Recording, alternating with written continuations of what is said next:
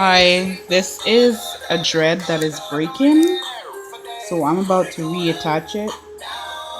You just take this one on the bottom,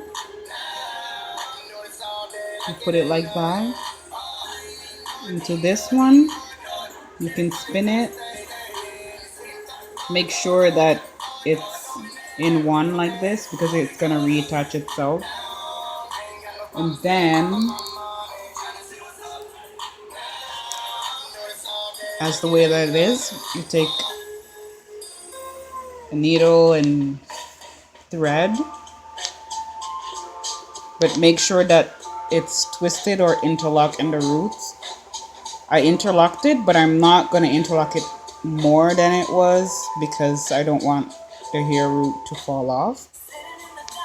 And you can take a weaving thread, weaving needle, and you just sew it back.